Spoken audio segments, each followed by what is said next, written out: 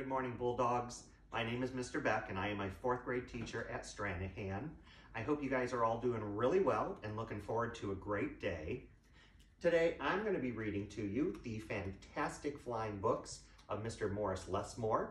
So go ahead and sit back, relax, and enjoy the book. Mr. Morris Lessmore loved words. He loved stories, and he loved books. His life was a book of his own writing, one orderly page after another. He would open it every morning and write of his joys and sorrows, of all that he knew, and everything that he hoped for. But every story has its upsets.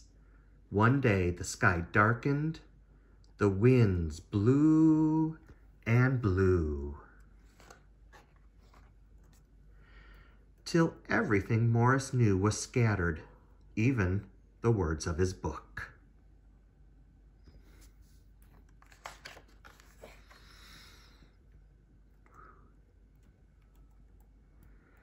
He didn't know what to do or which way to go, so he began to wander and wander.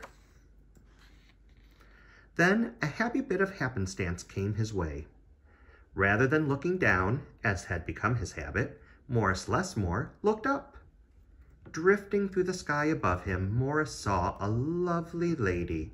She was being pulled along by a festive squadron of flying books.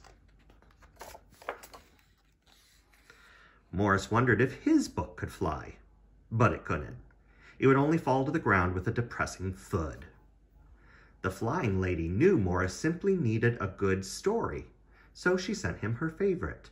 The book was an amiable fellow and urged Morris to follow him. The book led him to an extraordinary building where many books apparently nested. Morris slowly walked inside and discovered the most mysterious and inviting room he had ever seen. It was filled with the fluttering of countless pages, and Morris could hear the faint chatter of 1,000 different stories, as if each book was whispering an invitation to adventure.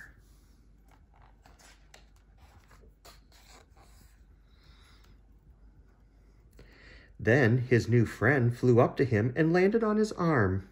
It held itself open as if hoping to be read. The room rustled to life, and so Morris's life among the books began.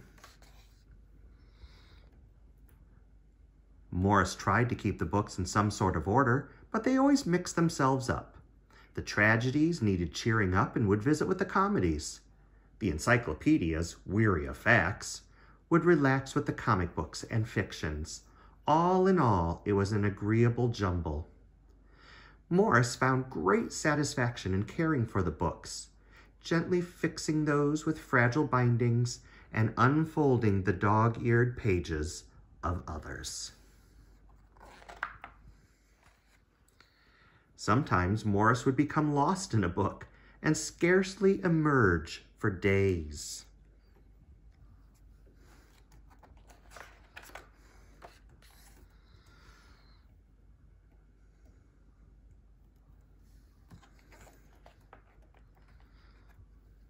Morris liked to share the books with others.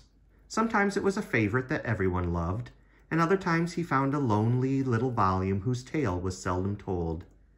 Everyone's story matters, said Morris, and all of the books agreed.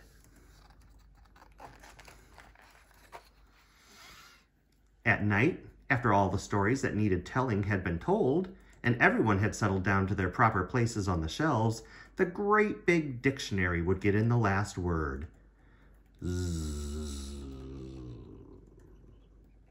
It was then that Morris Lessmore would once again write in his own book. He wrote of his joys and sorrows, of all that he knew, and everything that he hoped for. And so the days passed. So did the months. And then years. And years. And Morris Lessmore became stooped and crinkly. But the books never changed. The stories stayed the same. Now his old friends took care of him the way he had once cared for them. And they read themselves to him every night. Then one day he filled the last page in his book. He looked up and said with a bittersweet sigh, I guess it's time for me to move on. And there's Mr. Morris Lessmore getting ready to leave. The books were sorry, but they understood. Morris put on his hat and took his cane. As he went to the door, he turned and smiled and then waved goodbye. I'll carry you all in here, he said, and pointed to his heart. The books waved their pages, and Morris Lessmore flew away. And as he flew, he changed back to the way he'd been that long ago day when they had all first met.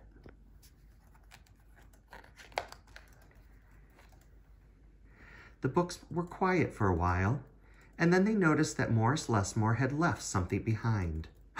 It's his book, said his oldest friend. Inside was Morris's story, all of his joys and sorrows, all that he knew, and everything that he hoped for.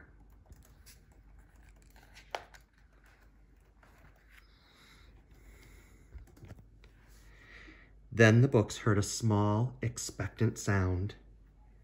There in the doorway was a little girl. She looked around with wonder, and then something fantastic happened. Morris Lessmore's book flew up to her and opened its pages. The girl began to read, and so our story ends as it began, with the opening of a book.